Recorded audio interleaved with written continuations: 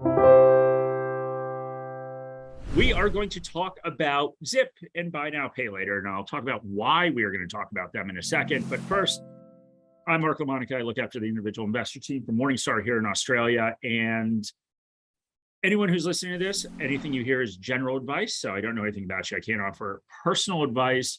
Also, if you're in New Zealand, get a copy of our FAP from our website, morningstar.com.au, and also the New Zealand regulatory authorities would encourage you to speak to a financial advisor if you want personal advice. All right, so let's get into this.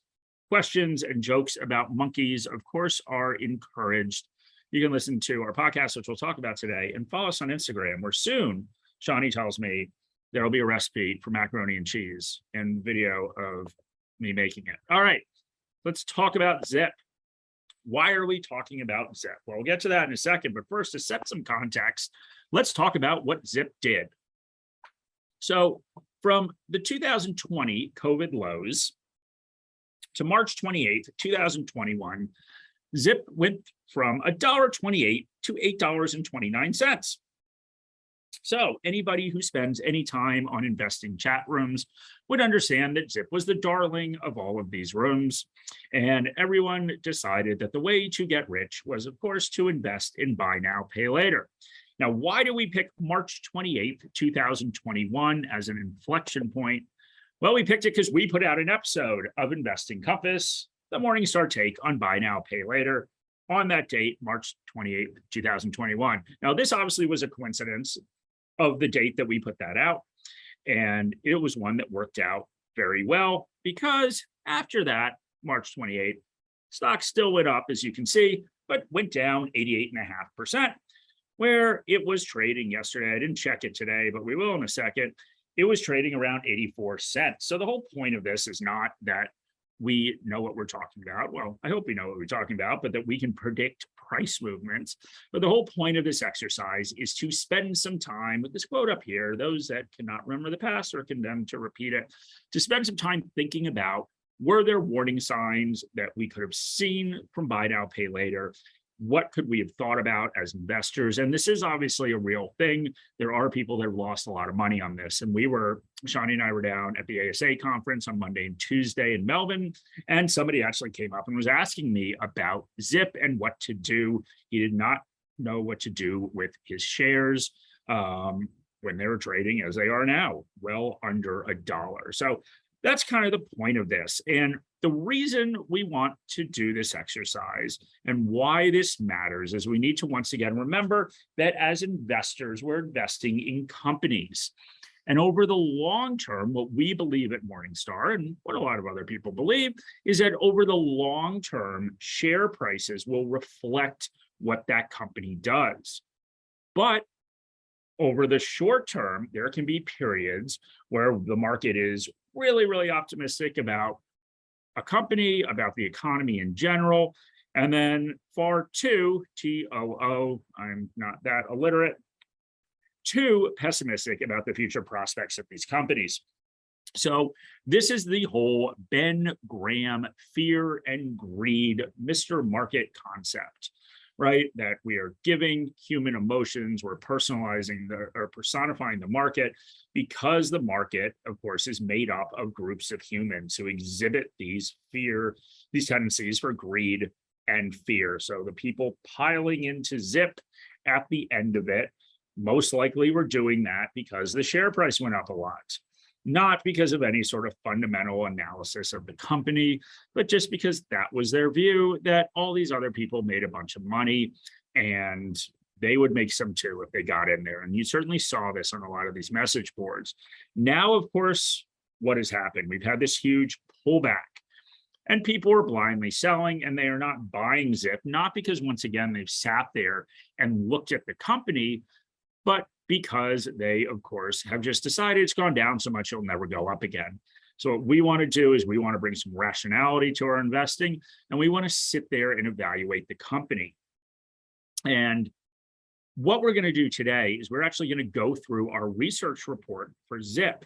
And so, of course, our current research report. And the point of this exercise is, number one, to show you how you can use Morningstar research as an input into the investment decisions you're making, but also try to step back from what has happened to Zip, this amazing roller coaster where it went up and hit $10 at one point and is now down at 85 cents, to try to stand back and rationally look at what is this company? What are the prospects for this company? What are the risks of this company? And what I always tell people about our research report, what I repeated over and over again at this ASA conference, the Australian Shareholder Association conference, when people came up to speak to me, is, we are not, at the end of the day, we don't see our jobs as being telling you what to do. What we see our jobs is creating a framework. So whether that's the tools that we have, ShareSite, our goal setting tools, et cetera, our research and data, creating a framework where you can make investment decisions which are best for you. And that's really what I like about our research reports. I find them interesting because at the end of the day, what they are is a study of a company and obviously a thesis about what we think is going to happen. But that doesn't mean it needs to be your thesis, but what you will walk away from, and hopefully today as well, is hopefully a little more educated about a company so you can make your own conclusions and understand what the market is thinking. So remember, markets, of course, are all about expectations for the future. That's why they can be wildly optimistic and wildly pessimistic. So what this allows you to do is step back and say, okay, what does the market think about this particular share? What does the market think in general? And then make your own conclusion. And so I think if we look at what's happening in markets now, and we look at buy now, pay later, they're pretty intertwined. Right? We had this extremely, and this was obviously fed to us by central bankers, politicians, we had this extremely positive view on the economy. So COVID really, at the end of the day, although most economies did slip into a recession, didn't have huge impacts on people. A lot of that is because there was a huge amount of government fiscal stimulus. There was a huge amount of stimulus by central banks. A lot of people didn't really feel the full impact of what happened with COVID, but we're kind of feeling it now at the end of the day. What we're feeling is obviously what are the impacts of everything that was thrown into the market, both by governments and by central banks, to try to stabilize economies. So if we look at the market in general, and what's happened is the market had this very optimistic view that interest rates were not going up for years, and that's what central bankers told us, and that inflation was fine, it was transitory, it was transitory, it was transitory. Well, it doesn't seem very transitory now. Obviously, interest rates are going up, in some cases pretty quickly, and this knocked this optimism out of the market. What happens? Well, the market swung to be more pessimistic. Well, I do think it will continue to go down for a while. At some point, it will be so pessimistic that we cannot help but beat those expectations, those low expectations. Same thing with buy now, pay later, interestingly enough. So if we go back and we talk about where Zip was when we did our podcast episode, and I would go back and listen to it. I thought it was a decent one. But where the market thought about buy now, pay later was pretty simple, right? So the story behind it is that millennials and Gen Z don't like credit cards. So, I think they grew up watching people go into mass amounts of consumer debt. And a lot of them, and a lot of studies back this up, a lot of them simply just do not have credit cards. So the problem was they still had this little issue, like everyone does, it's not a generational thing, this little issue with delayed gratification. So what do you do normally? What did generation before them do? If you couldn't afford something, you put it on your credit card. Well, what these buy now, pay later companies were doing is they simply came up with what essentially was a credit card that did not get packaged as a credit card, and a lot of people took them up on this offer. This also worked very well for retail. So retail, especially during these struggles during the COVID era, retail, of course, wanted to increase sales, and they were willing to pay this fee to attract younger customers. So they pay fees on buy now, pay later, and it made sense.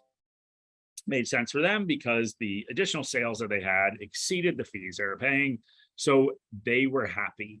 And at the end of the day, what a buy now, pay later companies did at the end of the as a product, and we talk about this a lot on that podcast episode, is they basically created credit cards to people who don't like them and sold them to them as something else. So they actually ended up earning higher fees and interest, however they decide to charge and decide to characterize what they charge. Then credit cards, they charge merchants in order to be used there. They weren't regulated like credit cards. And of course, they were able to minimize credit losses because we were in a time period where governments around the world were pumping money directly into people's pockets. Pretty good situation. It, of course, did not last forever. So what we're going to do now is we will go on to our website, if, of course, I can find it. There we go. And we're going to walk through what happened with Zip. So went into our research report with Zip. First thing I want to do is look at price to fair value. So we'll talk about the different components that go into a research report, but this will also give you a little perspective to what's happened with Zip. So of course, I showed you those charts where it went up a lot, then it went down a lot.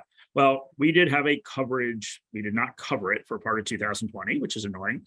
But anyway, when we picked it back up, you can see right here, fair value. So a fair value is what our analysts calculate and what they estimate a company is worth. So there's a couple important caveats that we need to put in here, and we'll spend some more time on this. When they estimate what a company is worth, they're using a discounted cash flow model. So they're forecasting cash flows out into the future, because after all, if we own a company, just like if I bought a small business, nothing in the past matters. What matters is what that company makes in the future. So they forecast out those cash flows, then they discount them back to the present. They discount them back to the present because a dollar today is worth more than a dollar in the future.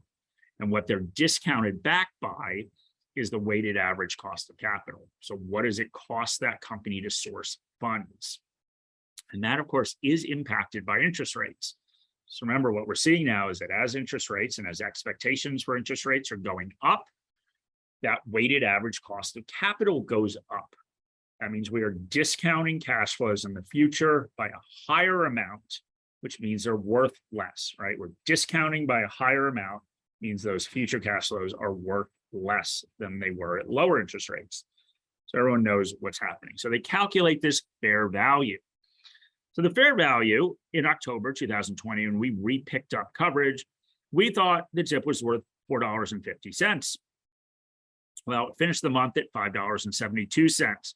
What you'll see is over the course of this year, it kept going up to the point where we were increasing our fair value. We did think that some of the things happening with Zip were good. There are increases in revenues. But you can see here, February 2021, which was the peak, just about the peak, we thought it was worth $5.30 and it was trading for $10.40. So very overvalued. In fact, you can see right there that star, we'll talk about our star rating in a second, means that it fell within that category of the most overvalued stocks that we covered. Now, what has happened since? Well, it kept falling. So as we see and we move down, you can see it went from over 10 bucks, that close, down into the sixes, kept going and going and going. And so actually, when we were at the end of 2021, we started to see it start to get undervalued. So you can see here, it closed at $6.50 in October. We thought it was worth $6.30. All of a sudden, it started to get undervalued. If we see where we are now, which is where we'll look at this analyst report, it's 85 cents, but we actually think it's worth $4.30. So at this point, it's a 5-star stock. So you'll see what happens. Our valuation changed over time, but the huge swings in the share price is what made this go from a very overvalued, one of the most overvalued shares that we covered, to a very undervalued. And it happened really, really quickly, which is, of course, interesting. All right, so let's go into the research report. And we'll talk a little bit about how to read this research report, which will, of course, talk about why we think Zip is undervalued right now. So we talked about fair value. There we go. And we talked about where it's trading. We're going to go through some of the other ratings. So for one thing, the first thing on an analyst note to realize is Sean, one of our analysts here in Sydney, well, he actually lives in Melbourne, but one of our analysts here in Australia, they will update a note when something significant happens to the company. So it'll be at least 4 times a year, but anytime something significant happens, they'll go in there and update the note. Now, just remember, just because you think something is significant doesn't think our analyst actually thinks it's significant. And you can read the headline right here. So basically what the market is assuming, what the market is pricing into those shares, we don't think is likely. We think they're both unlikely. And remember, future is, of course, unknowable. We are trying to predict the future. And a lot of that is about probabilities. What do we think is going to happen? But in this case, we think that the share price is way overvalued. So Lisa of Alpaca fame, I feel like I haven't heard from you in a while, Lisa. Lisa says other buy now, pay later companies. Has Afterpay been bought by another company? Yeah. So Afterpay was bought by a company named Square that since changed its name to Block, or maybe it changed its name to Block before. It is a US company that was started and run by the former Twitter CEO. Twitter has been in the news a lot lately. And they paid a ton for Afterpay, but they also paid in shares. And so it actually still trades in New York, but there is a share that trades here too for Block, and it plummeted in price. And of course, Afterpay plummeted in price for reasons related to Afterpay, but also just the fact that the shares you were getting in exchange for your Afterpay shares went down a lot. So it's a little more complicated to cover that. That's why I'm focusing on Zip, but that episode actually focuses on both. And we do cover Block. Our US team covers Block. So anyway, let's see what Sean says. So we'll skip the conclusion for now. Let's look at the different sections that are in here. So first of all, as I said, part of investing and doing a fundamental analysis on a company is understanding what that company does. So that's why we started out with this business strategy and outlook. So what the analyst is saying in there is, what is the company trying to accomplish and what's their strategy for getting there? All right, so what does he say? Zip's focus, and we're not reading the whole thing, by the way, just to be clear there. So Zip's focus is maximizing its addressable market. So what, of course, is an addressable market? Well, an addressable market is when we talk about companies, we talk about what is the total market they could win if they got 100% of it. Now, they're never going to get that, right? But the addressable market still is important. And talk about what Zip is. Now, Zip is very different than sort of the purebred buy now, pay later companies. And, very quickly, what that means is that what people think about buy now, pay later is that sort of 4 payments thing, right? So I go out there and buy something, and then they'll divide that into 4 payments so I can pay it off over the course of a month, basically. So that's kind of the Afterpay pure play model. Now, Zip's a little different. Zip is a lot more like a credit card than any of their competitors, but Zip also has that 4-pay concept in a company they acquired in the US called QuadPay. So they're a little bit of an anomaly of a company. And so what they're saying here now, what Sean's saying, yeah, there's varieties in financing options, transaction limits, and repayment schedules. So what they're basically saying is they have different credit products that they offer to different people. Sounds a lot like a credit card, right? So, hey, you can get the platinum card because you make this much money. We'll give you a lower limit card because you don't make that much money and your credit score isn't great. Sounds a lot like a credit card, right? So talks a little bit about consumers get revolving credit business. A revolving credit business is not at all what these traditional buy now, pay laters are. And you can see they've got business loans. $1,000 is a lot for some of these buy now, pay later. So the fact that they have this Zip money above $1,000 is a lot, because remember, like with Afterpay, what you're doing is essentially you're just floating this for 4 weeks. So yeah, given sort of the consumers they're going for, $1,000 is a lot. Emily was telling me before this thing started that she used Afterpay once, but now she has stopped. So good for her. So yeah, and then we're talking about Zip has these different models overseas. So next we're going to get to economic moat. Now, economic moat is a very key part of our analysis and our methodology. So I'll spend a minute talking about it. Economic moat refers to a sustainable competitive advantage. And this is where we once again have to get we are students of business hat on. So what does that actually mean? Well, it means, of course, that capitalism is competition. So that is the whole point of capitalism. That's why it's supposed to benefit us as consumers.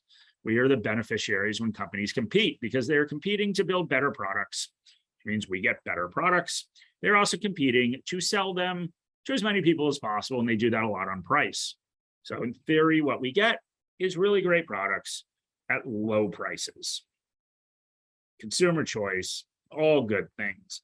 It's not so good if you're a company, right? This kind of constant competition is preventing companies and holding them back from doing what I want as a shareholder. What I don't want as a consumer, but what I want as a shareholder is that they make as much money as possible.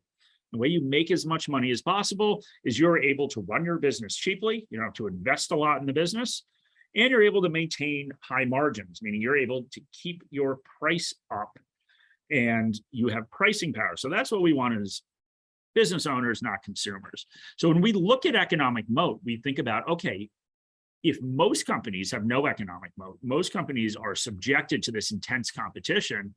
If we can find companies that do have a moat that can withstand that competition from all the other companies, then we're in pretty good shape. All right, so do we think Zip has an economic moat? We do not think it has an economic moat. And in many ways, this is a lot of what has happened to Zip. So why don't we think so? Well, we think number one, and obviously you can read some of this, is number one, we think that it is easy to replicate this business model. And we've seen that, right? We've seen all this competition come out there. Originally, it was just kind of Afterpay. Now there's been all this different competition. And what happens, of course, with competition, they're going to erode those fees as they try to attract merchants and they try to attract people to take out a Zip product so they can go buy a bunch of crap that they probably don't need. All right, so what else do we say? Well, we think there's some other problems around credit losses, right? So one place that you could have a sustainable competitive advantage, of course, is have less credit issues, because after all, this is basically a bank at the end of the day. So, yep, we don't think that it has a competitive edge over established banks or other smaller lenders because there's high funding costs and small share in the business lending space. So when we look at Australia in general, right, we've got the big four banks who have wide moats, all of them. And part of the reason they have wide moats is because of their ability to source cheaper sources of funds. A lot of them do it in Australia. A lot of the big four do it through deposits. So their source of funds, also go out and get it in the wholesale market, but their source of funds is from us all putting our money in the bank. And they don't pay us any interest, and they lend it out for higher. Well, Zip and companies like Zip don't have that because they are not a bank in that sense. They are a lender, but they are not a deposit taker. So that is a big issue for them when they're competing against these banks and anyone else who's offering credit products. So if you go on and read through this, what Sean does say is that he thinks in Australia, Zip perhaps has built a narrow moat-worthy network effect. So network effect refers to, it's one of our moat sources. We have 5 moat sources. Those are ways that companies can establish these sustainable competitive advantages. It has network effect. When network effect is what we always use the example of is social media, right? The more people that are on social media, the more valuable it is to all of them. Right. And the joke I always make is that social media wouldn't be any fun if you were the only person on it. You could put whatever pictures up you wanted. Nobody would see them. You could rant about your crazy political leanings. Nobody would read it and argue with you on social media. It just wouldn't be very valuable.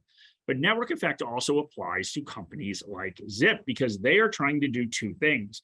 They're trying to get people to, number one, sign up and actually use Zip to purchase things, but they're also trying to build out a network of stores because, of course, credit products are more useful the more stores that you can actually use it at. So that makes things better, right? The more consumers they get, the more stores will want to be on Zip. The more stores that are on Zip, the more consumers they'll get. So it's this network effect as they're building this thing out. So Sean says he does think they built a narrow moat network in Australia, but does not think overseas. And the problem, of course, is that he thinks the majority, and this is where Zip and a lot of the buy now, pay later have really been trying to expand, is overseas, getting into the UK market, getting into the US market. Because as an American, I can tell you, Americans love credit. All right, so obviously you can go through and read about this. Now, what are some of the impacts that we've seen with Zip with these increases in competition? Well, one thing is that the profitability of Zip has been pushed back from when our analysts and when the market originally thought they were going to start to make money. Now, we'll see at the top when we go back up there that Zip still is not making money. And Zip is not even cash flow positive. One of the reasons, and when Zip's share price really got hammered, is when they had a huge increase in their marketing budget. Now, huge increases in marketing budgets can be a good thing, but they're also certainly an indicator that a company does not have a moat. Because if you're out there competing, and this is what we're talking about, competing away your profit margins by spending more on something like advertising, or if you're competing away in research and development, if you're a different type of company, those are indications, of course, of the bad things that happen out of competition to companies, and an indication that, yeah, there is a lot of competition. The other interesting thing about Zip is we talked about the differences between traditional buy now, pay later, and of course, Zip. And one of the big differences that Sean points out is this receivable books, right? So this area right here. So let's talk about what this means, because it is important. Zip is different. Zip has, as we talked about before, they have all these different products. They have the consumer loans, they have the Zip Money, they have the Zip Pay, whatever the differences are, under 1,000, above 1,000. You have all these different products, and they have differing terms. Remember when we read that at the top, they have differing terms that they offer these loans to people for. So what does that practically mean? Well, practically means that Afterpay, everything's simple. You're going to get your money back in 30 days if you're Afterpay, or of course, there's a credit event, then you go after someone. But for Zip, some of their loans have a lot longer term. Now, that isn't great. What I ideally want as a company is, and as a lender who makes money off of money, what I really want is to be able to recycle that money as much as possible, right? Like, I want to lend it out, get a fee, get it out, lend it out, not have it sit with somebody for 180 days. And these are relatively short measures, right? If you look at what banks do, but still, when you compare it to Afterpay, that means, well, okay, what do they need to do? They need to go source more funds. And remember, those are issues. So going out there and where they source those funds and the price that they source those funds, especially now that interest rates are going up. The other thing that's important about Zip, if we're looking at Zip versus Afterpay, is Afterpay gets the majority of its revenues from merchants. Where does Zip get it from? It gets it from their customers. So very different things. And this isn't great, right? Because if you think about it, the merchants are making a calculated business decision. They are saying that, yes, I will pay Afterpay because I think having Afterpay will drive more revenue. And they probably have systems in place, obviously, to calculate this, and they are happy with it. Zip, of course, is going after, and while Afterpay, while those merchants are technically part of their customers, they're also enablers, right? Like Afterpay is an enabler of their business. So there's a relationship there. Zip, of course, gets most of its fees from its customers, which isn't great, right? Because once again, if you gouge your customers too much, they may leave. If you're getting all those fees and there's a lot of competition, you might need to lower your prices. That takes away the fees. And frankly, like millennials may start noticing that Zip is a credit card. And the aversion, I will say that this is happening in sort of pockets of the personal finance community that has really gone after these buy now, pay laters as being terrible for people. And ultimately, stores use them because people spend more when they have them. That's the whole reason they're willing to pay those fees. Think about that from a consumer standpoint. It means that if you have this, you will spend more, which generally isn't a good thing. All right, let's go down a little bit. So you keep reading. Basically, what they're saying is what Sean is saying is that there's limited barriers to entry. So they're facing a lot of competition, and that, of course, does not help. Tightening regulation, once again, gone back and forth to on whether this stuff should be regulated or not. Now, Zip Money, because they do credit checks. Remember, like Afterpay doesn't do credit checks. But Zip Money is regulated because they do credit checks. So they're a little more regulated than others. But anyway, obviously regulatory issues could always happen. And this is an important line he has in here. We also don't think that Zip benefits from any cost advantage or switching costs. So those are two other moat sources. So remember we talked about banks, the big four banks in Australia. Well, cost advantage is one, that they're able to source funds for cheaper than smaller banks and certainly smaller than buy now, pay later. The other big moat source that banks have is switching costs.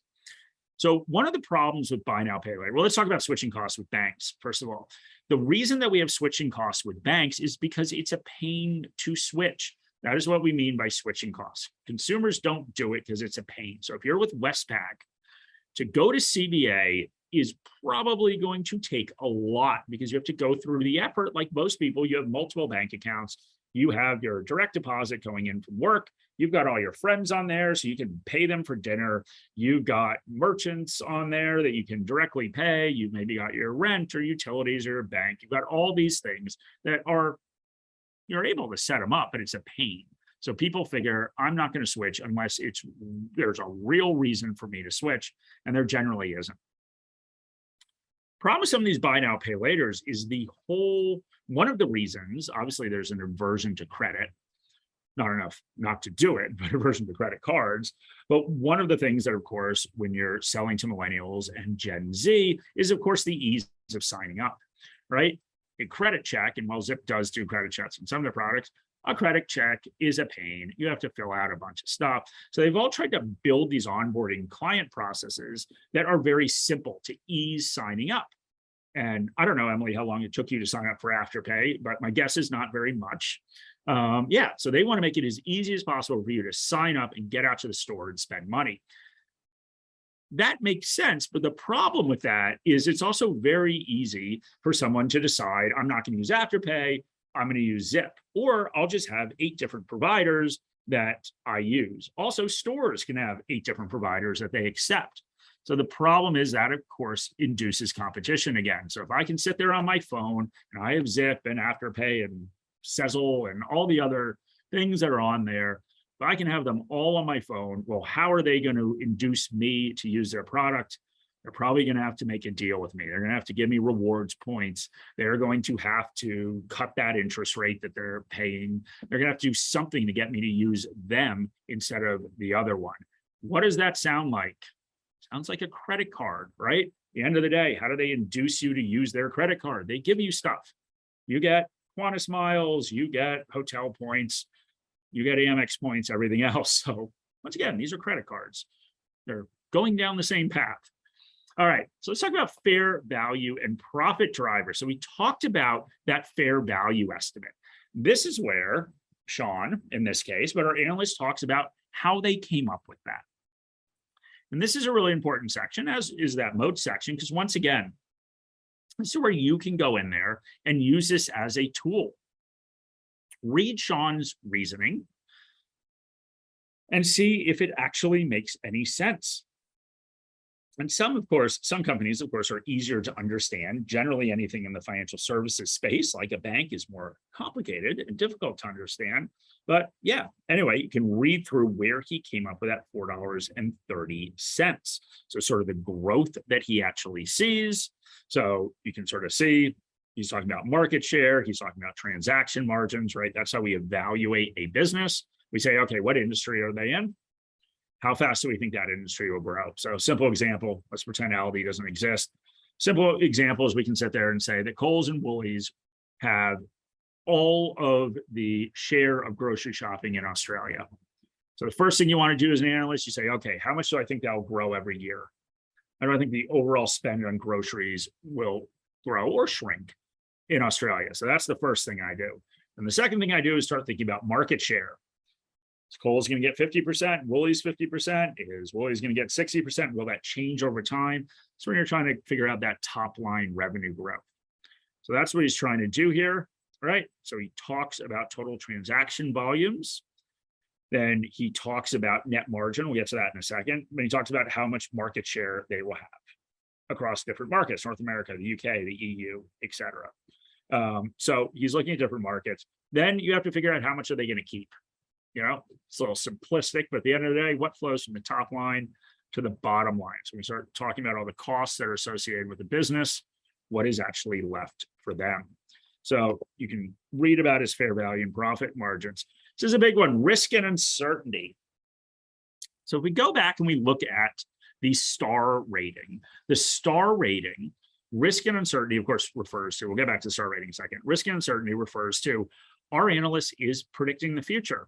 Right? None of us know the future. We know that. But the certainty with which we can predict certain things is different for one company versus the other, right? It depends upon the business unit, the business that they're in, depends upon their maturity. It depends upon the debt levels that they have. There's all sorts of different factors where they operate. There's all sorts of factors that make things either more predictable or less predictable. So the example that I always use is Coca-Cola, right? So Coca-Cola, company's been around for a very long time. It's very big. It's in almost every market in the world, has an established product.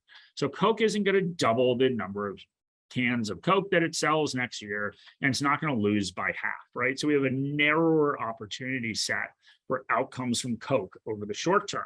That's not true if you go to the extreme and you have some biotech company that is heavily in debt and is trying to get approval from the regulators on a certain new treatment they're coming up with that may or may not be adopted by doctors if that happens, or hoping not to run out of money before they go out to market. Well, that's a lot more uncertain. There are a lot more variables that anyone predicting the future has to assume. Will the drug get approved? If it gets approved, will doctors use it? Will they sell enough to overcome the cost and investment that went into discovering that drug? All sorts of different factors. Will a new drug come out that's better? All sorts of factors that you need to take into account. So risk and uncertainty just looks at what are those business risks the company faces and how certain are we that we can predict the future? Now, in Zip's case, very high. So very high is our second highest level. There's something like, I don't remember what the top one is. Emily does not remember either. I can't blame her since I can't remember, but yeah, I think it's our second highest rating. Now, the more risky a company is, the more possible outcomes that a company has, which will then, of course, be reflected in the share price, the more uncertain, of course, the future is. The more you can make a ton of money, the more you can lose all of your money. So I can think of safer blue chip companies. They're generally mature, good finances, pay a dividend, more predictable, but won't hit those highs that you'll get from some of the winners, and won't, of course, hit those lows of the companies that go out of business. Now, very high uncertainty rating is there. Now, why does this matter? How should we think about high uncertainty as an investor? Well, if I'm going to take on all that risk, the risk that, frankly, Zip could go out of business and I could lose all my money, or Zip could shoot up past $10 again. If I'm going to take on all that uncertainty, what do I want?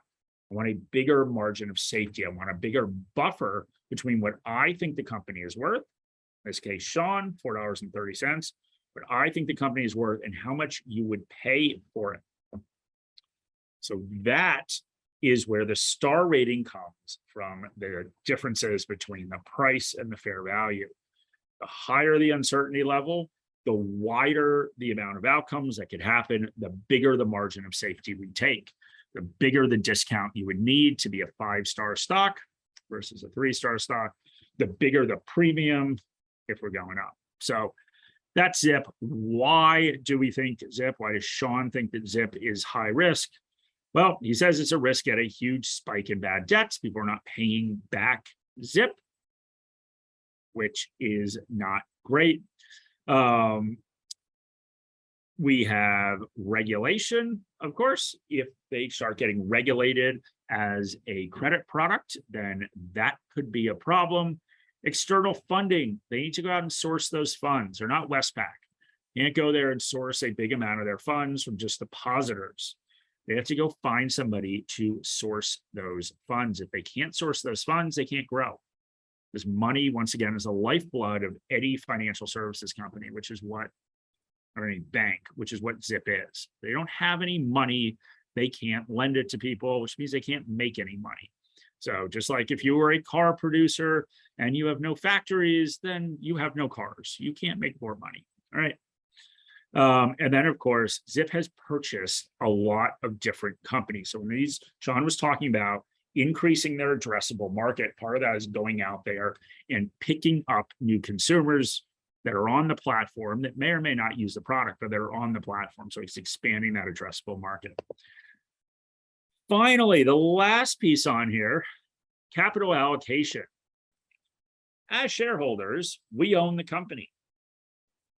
Management and the board are responsible for running the company and overseeing the company. They make capital allocation decisions. They make decisions with what is in fact our money. They can decide to take profits that the company generates or money that's raised from debt or equity markets. They can do, I guess, whatever they want with it. They could give it back to us as shareholders in dividends or buybacks. They could pay down debt. They could expand the company by investing in hiring more people or building another factory, depending upon the business. They can go out and buy other companies. So these capital allocation decisions are really important. There's a book called The Outsiders by Thorndike, and he studies maverick CEOs, and it's all around the capital allocation decisions they've made. They did what people either didn't think were great at the time. They did sort of counter-cyclical things, and it all worked out, of course. That's why they're in the book. So you can read about capital allocation and read about what our analysts think. So let's go back up to the top. And it looks like we have a couple questions that I can get to. So ultimately, what does Sean think? So he thinks, of course, that the market has gone too far. Now, he has lowered, of course, his fair value estimate, 470 to 430, because he lowered how much transaction volume would grow. But at the end of the day, he thinks that Zip can become EBITDA, so earnings before taxes, depreciation, and amortization, in fiscal 2024. So sometimes we call that cash flow positive, and net profit after taxes. It's basically what you're making by 2025. So Sean certainly thinks Zip appears significantly mispriced. Current prices, remember, we have to figure out what the market thinks about what is priced into that share.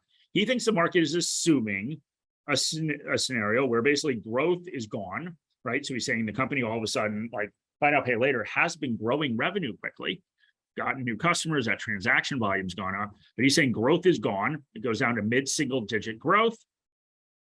So he thinks the market is thinking, and that's, of course, an assumption that the market is mature. They are not winning overall new customers.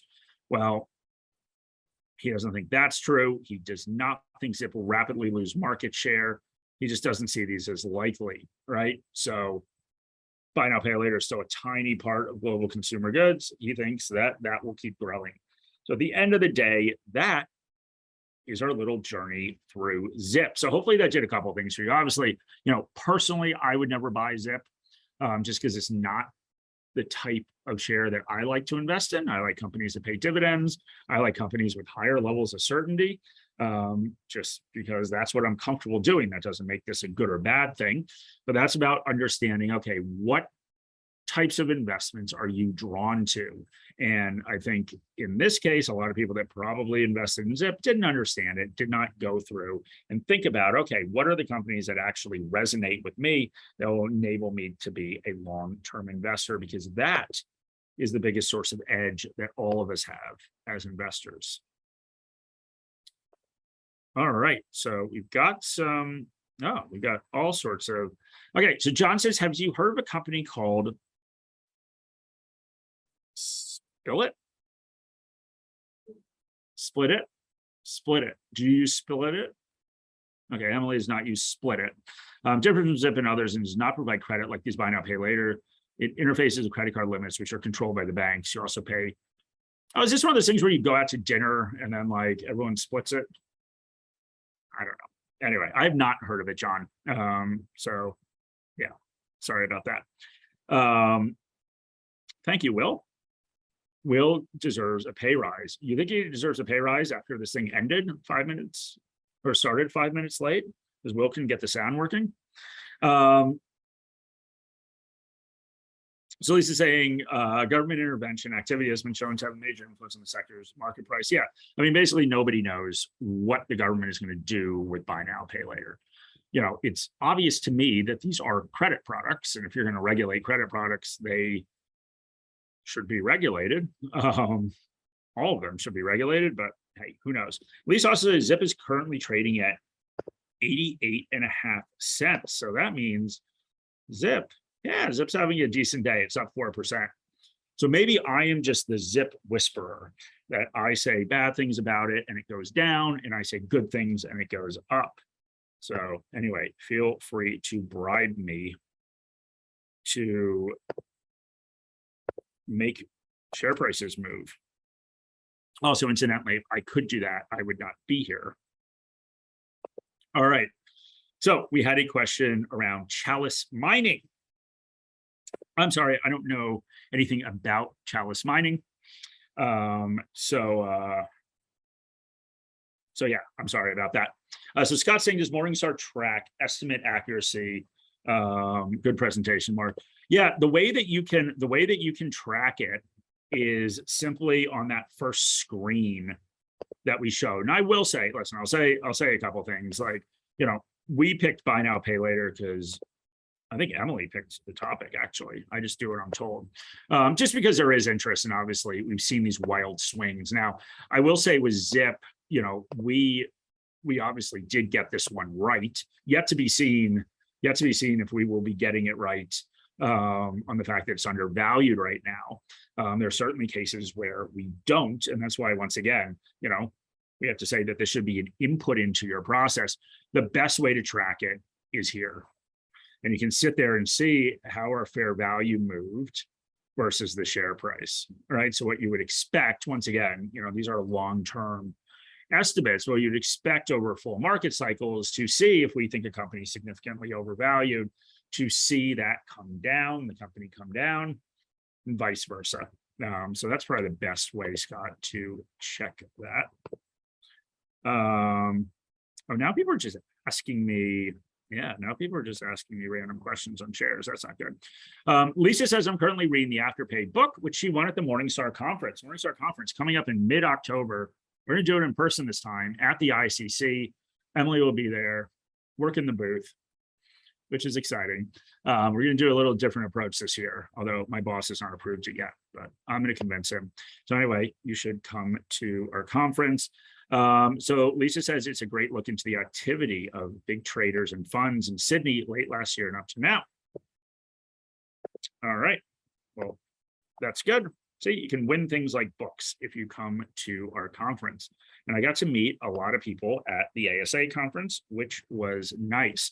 So we did have a question about, let me share my screen again. We had this question on EML payments. So what I will say is I do not have an opinion on, I work here, I can't have an opinion on the valuations. Certain companies, our analysts do that. What I try to talk about is, okay, what are the different factors, and be open and honest about the types of companies I buy. So generally, I buy things that are not cyclical. I buy things that are lower uncertainty ratings. I buy things that pay dividends. It's just stuff that I'm interested in. That doesn't make them good investments or bad investments or better or worse than anything else. It's just what I'm interested in. You can see EML payments. Once again, Sean covers it. Same analyst thinks it's extremely undervalued, 65% undervalued. So hopefully that helps. All right. So I think we've done everything, although I get confused because questions come in. All right. We've done everything. So thank you guys for joining. Really appreciate it. And if you have any questions, just email me, mark.lamonica1@morningstar.com. I now need to go meet with my boss, which is exciting. All right. Thanks, everyone.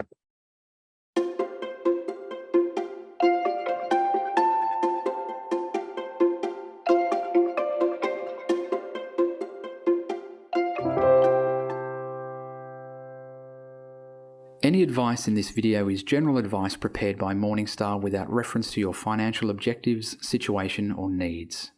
You should consider the advice in light of these matters and any relevant product disclosure statement before making any decision to invest.